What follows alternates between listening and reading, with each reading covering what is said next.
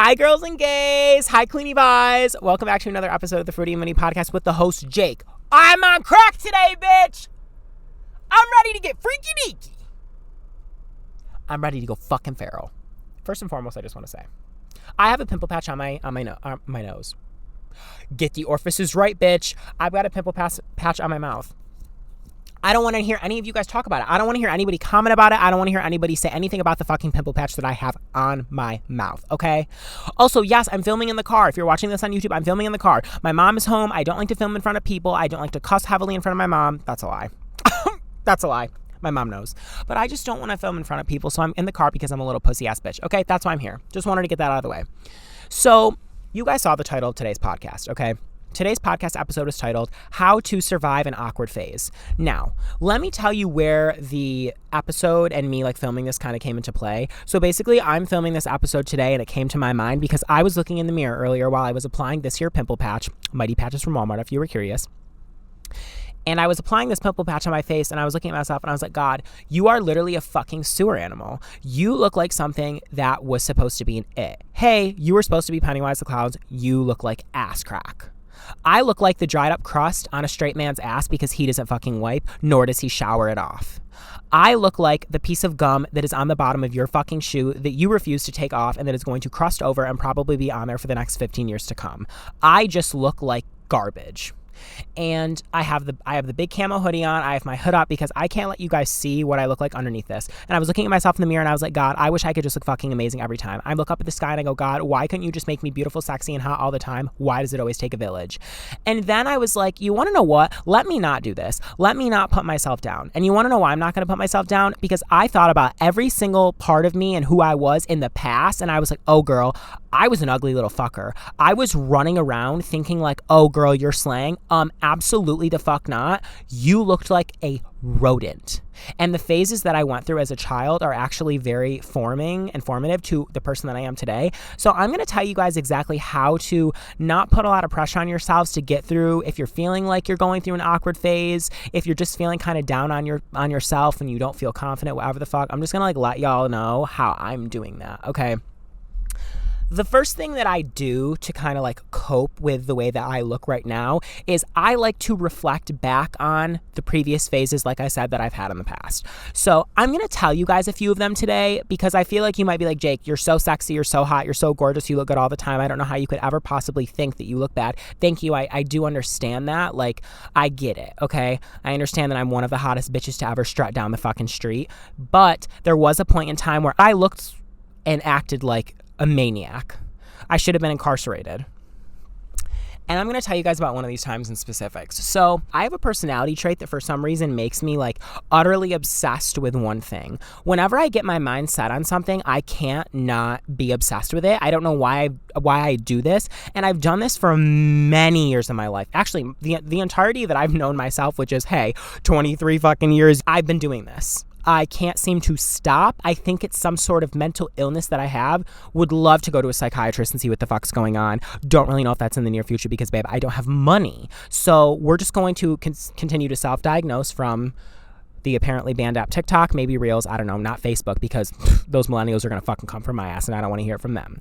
So I like to just do that, but I like to obsess over things. I've done this with the Vampire Diaries in the past. I had a huge phase for about 3 years. I got every fucking poster I could. I literally bought replicas of the necklaces on Amazon. I got a black candle crow. It was a candle, but it was in the shape of a crow. I got a little jewelry box that looked like Bonnie's little witch box thing. I go psycho for this shit. I don't know why I do it. It's just a part of my addictive personality disorder that, again, I'm self-diagnosing myself with. And so one out of the 500,000 phases that I had as a young child was how do I say this? I had an obsession with apparently the Christmas season.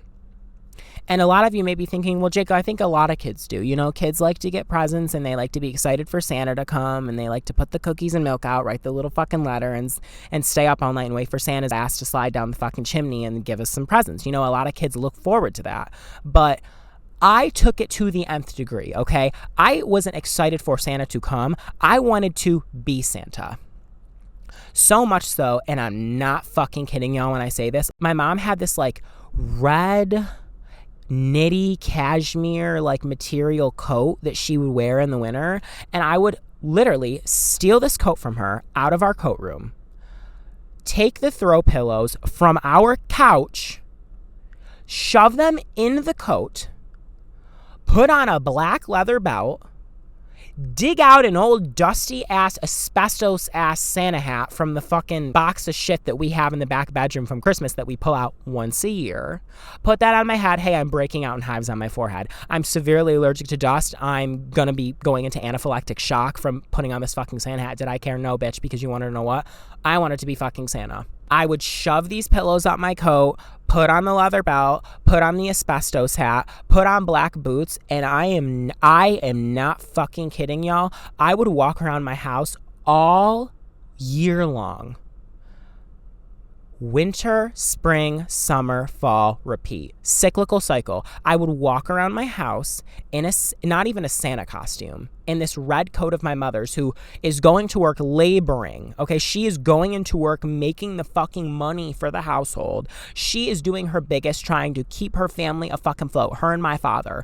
I am literally being a klepto fucking maniac, taking her work attire so that I could fucking cosplay as some old grouchy old fuck and pretend that I'm stuffing presents under, hey, there's no tree there because it's July. And I'm literally like, no, Mom, I need this coat. I need it. How about my mom should have slapped me across the face? She should have literally beat me with a wooden spoon on my fucking behind. I needed a good whipping. There was a point in time when I remember Christmas rolled around and my father, bless his soul, I remember he came into my room and I said, Dad, I will never ask you for anything in my entire life again. You can disown me after this if you'd like. It's really, I just need this one thing. And he said, son, anything, what is it? I said, I need you to drive to Walmart. Mind you, it's 10 p.m. I want you to drive to Walmart and I need you to buy me a Santa suit. Need a Santa suit. He said, why, son? I said, don't fucking ask questions. I said, hey, you're not in your right mind to be asking me questions right now, okay?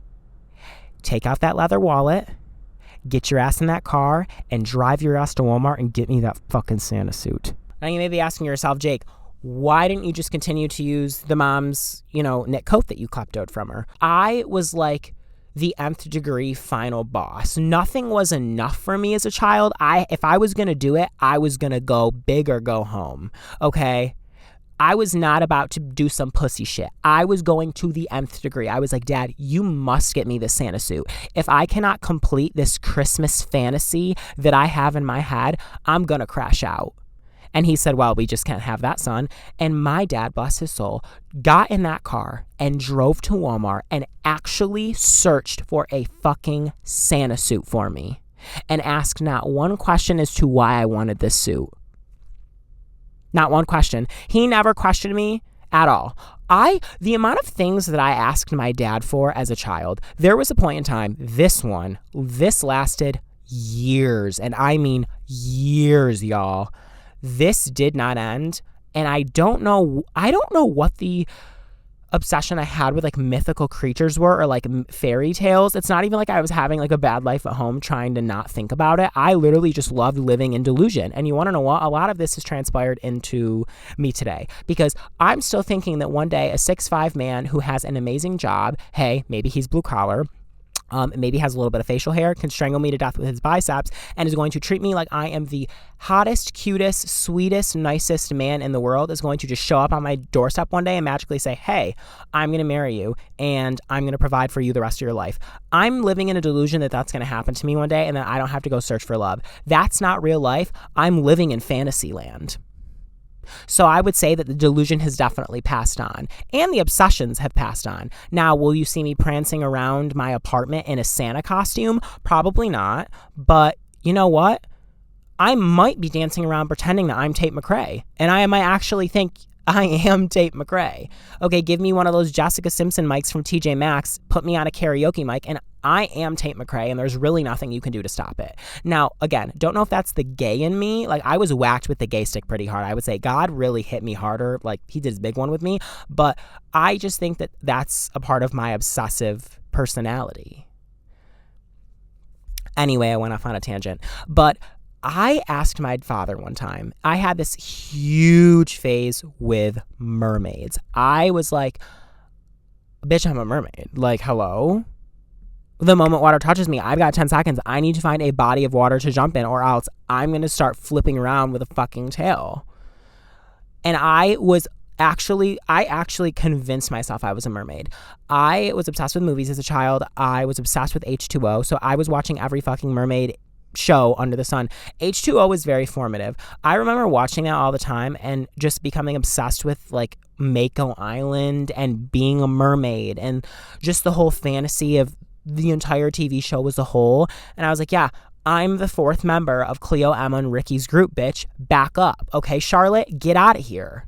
And if you know, you know, and you watched H2O, you know that Charlotte, we don't need that bitch around. Okay, she was not my girl. I would see her on screen. I go, oh, here we go. Here we go. Get her out of fucking frame. Charlotte pissed me the hell off. Okay, I'm going to crash out if I even talk about Charlotte anymore. That girl was irritating. My blood pressure would spike 5 notches whenever she came on the screen. I was like, you want to know what? Can it, girl? I don't care if you've got multiple powers. You're not an OG. Okay, you never will be. I'm going to need you to exit the building. I'm actually going to need you to jump in Mako Island and get out of here and never come back. Swim your ass to Timbuktu where you fucking belong, okay? Lewis doesn't want your ass. He wants Cleo. He wants Cleo. Cleo, no. For any of you uncultured bitches out there that don't know where nor comes from, it's from H2O. It's from my girl Leo. Cleo, excuse me. Me getting the name wrong, saying that I'm an obsessed avid fan. I need a knife. For myself. So anyway, I had a mermaid phase. I asked my father to make me a mermaid tail out of cardboard. Now, if there's one thing that I can say about my father is that he was a crafty man, and boy, did I use that to my advantage. I said, Dad, you can do anything. I'm convinced that if you gave my father a piece of cardboard and a roll of Scotch tape, that man could make the Eiffel fucking Tower. If you gave that man at least 2 pieces of material, you could be floating down the Louvre in 5 minutes. He'd make it. And so I was like, okay, Dad, I need a mermaid tail. Now again, my dad was a man of very few words. He didn't ask a lot of questions. He said, sure, son, let's get you a mermaid tail. Let's get you flopping around the fucking town. And what did he do? He went down in that basement, he took my measurements, and he made me a mermaid tail out of cardboard. And you want to know what I did? I scooted my little booty into that thing, and I flopped around my room like there was no fucking tomorrow. And did I enjoy it? Hell yeah, I did. Hell fucking yeah! You know what? Hell yeah. I loved that mermaid tail. And if I still had it today, you bet your fucking bosom that I'd be up in that apartment right now rolling around on the rug. Cleo, no! No, Emma, no! Mom, don't even get near me with that glass of water. I gotta get to Mako Island if you even get near me. I'm sipping everything with a fucking straw. I'm like, it can't touch my lips. I'm gonna turn. Watch me turn. So, yeah, I had a huge obsession with mermaids. There's also a very big point in time where I was obsessed with other creatures such as vampires, werewolves, and wizards. So much so that I forced my parents, looking back, what did I put my parents through? My parents, I can say, are wholeheartedly the best parents because what the fuck was their son? I would say that everything that I wanted and saying, oh yeah, I need a mermaid tail, I need a Santa suit, blah, blah, blah. I would say that is equivalent to me coming downstairs saying, hey mom, I think I'm a cat.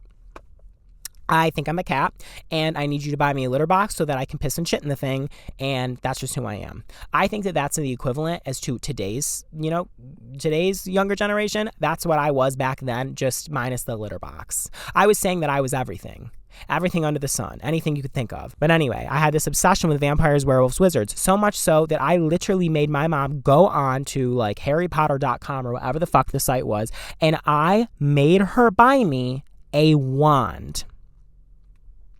Harry Potter wand. Yes, I do still have the wand to this day. Yes, I have people that can vouch for me for this. I have people that can vouch for me. I bought I didn't buy. Almost. I could have stole my mom's card and bought it, but I made my mom buy me a Harry Potter wand from this random shop online, harrypotter.com or hogwarts.hog, whatever the hell the website was. It doesn't fucking matter. I made my mom buy me a wizard wand. What did I do? I waved that thing around. I waved it around. I was saying fucking Expelliarmus to everyone. I was going up to family members at family events, literally shoving it in their face. And they're like, what is this piece of wood that you're shoving in my nostril? And I said, it's my fucking wand, bitch. Expelliarmus. Dis-a-fucking-peer. I'm running around pretending, oh my God, nobody can see me because I'm in a hidden cloak. Hey, lock your son up. Maybe throw your son in jail. 5150 your son. Something's happening. Okay, something's not right up here. And my parents always looked at it as me being normal and thinking I was going to go through a phase, but little did they know this is still who I am. I'm just obsessed with things at a different capacity. I won't be running around saying that I'm a mythical creature anymore, but I will still be unbelievably obsessed with TV shows, people, and men. I think that unfortunately I've taken this obsession and I brought it into men. And there are a few men that I am obsessed with on TikTok. Now, do I think that we are parasocial and we have a parasocial relationship and that we could potentially date in the future? Yes. Do they know I exist? No. Do they live even close to me in my vicinity? No. Also, are they gay? No. But you want to know what? I'm holding out hope. Hope is fuel for life, as my best friend Jess would say. I have that. And if there's no hope in life, what are we fucking doing? If I accepted my reality for what it was, yeah, I'm going to crash out. Yeah, I'm going to run in the middle of a highway and I'm going to let 50 cars fucking run me over and then I'm going to say back up. Yeah, I'm going to put myself in bad situations. Hello? I'm going to say, you want to know what? Use me for target practice. Go for it. Launch that bow and arrow right here, right between my fucking eyeballs. I need to go elsewhere. I don't want to live in reality. I love delusion. It's fun. And I think that this generation has normalized being delusional. And I'm here for it. I love, okay? This is what I live for. Oh, to Melissa McCarthy and The Little Mermaid. God, I love that movie. But anyway, I told you guys, I'm telling you guys about all my phases because here's what I want to say. Okay, this is what I really want to this is what I want to hone in on. I'm telling you guys about all of my old phases because I look at myself now and I can judge myself now. I can judge my appearance. I can judge my personality. I can compare myself to people. I might feel awkward. I'm like, God, I might even look back on pictures from 2 years ago because, girl, there were a lot where I go, wow, why did your eyebrows need to be half a centimeter thick, girl? And you want to know what? Why didn't any of my friends let me know? And I'm talking to all my friends right now. Y'all never told me. I am blaming you 50% of this. As my best friends, you should be telling me when I'm doing and when I'm doing wrong, okay? And you guys didn't say anything. You guys should have ripped the tweezers out of my fucking man hands and said, hey, Jake, I think we need to slow down. I think we need to let the regrowth process happen a little bit. Maybe we'll get you on some Midoxil. Maybe let's have some hair growth. Let's wait a little bit. Maybe we'll reevaluate what we look like in about a month after we let some of those fucking brows grow back, babe, because at this point, you got nubs. And hey, they look like you got spaghetti noodles above your fucking eyes. But I look back on these old pictures of myself and I look back on just a lot of old phases of me and like the person that I used to be. And I look at myself now and I'm like, wait, I've actually come a long way. And I feel most confident right now, even though obviously we are not all confident every day. Not everybody has a boatload of confidence every day. We're not all feeling ourselves. Like that's just not real life. We all have bad days where we feel not like that girl, and that's just life. Like, obviously that's completely normal. We're not always going to feel like the best versions of ourselves, but when I look back at these crazy, unbelievable, delusional phases that I was going through, even my awkward phases where I had buck fucking teeth, 2 front teeth were in different zip codes, I'm in the freaking husky section, I'm crying, I'm sweating, my mom's like, Jake, it's fine. I'm like, Mom, no, what the fuck's going on? I can say I need to be appreciative of the person that I am today because I am doing my best. This is who I am. And all those versions of me, yeah, unfortunately, I'm stuck with them. Like, not even unfortunately, that's just who I am as a person. And I was born this way. This is me. And if you feel like you're going through some sort of like weird, awkward phase, or you just like don't really know who you are, or you don't know what your style is, or just like that sort of thing, you're kind of like focusing on your appearance, I would say think about the person that you used to be and really look back on all those cringy moments. Hone in on the cringe and be like, wait a minute, you want to know what? Let me not be this hard on myself because I'm not that girl. Even though that person is who you were, and you can accept it, and you can like love that version of yourself, and you can hold on to her and be like, wait, she was a crazy bitch. We can look back and say, oh wait, that's cringy as hell. Don't dwell in the past, obviously. Don't just like keep these things like in you and you're always thinking about them and cringing about them. I don't want to say cringe as like, oh my gosh, let's focus in on these things and be like, I was the most cringy person and then get down about that. I'm saying you can look back and laugh and cringe about it and be like, oh, just look how far I've come though. I'm not her. And I won't be again.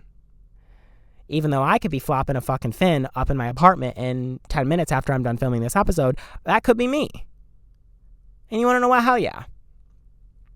But if you feel like you're still growing into yourself, or you feel not confident about your appearance, and you're just like, ugh, why can't I just be beautiful like everyone else? First and foremost, I want to say don't compare yourself to other people. Do not compare yourself to other people. I know it's a very hard thing. I know that we see a lot of different people online. I don't think that we should be seeing all these people online. I don't really think it's healthy for our brains, and as humans, we're not supposed to be open to just like seeing so much content all at once. And I've heard a lot of people talk about this online. I don't think it's normal. And I think that because all of us are so addicted to our phones and we're so addicted to social media, because that's just the world that we live in right now, that we see so many different people, and that just leads to self-comparison, and that's a really dangerous thing.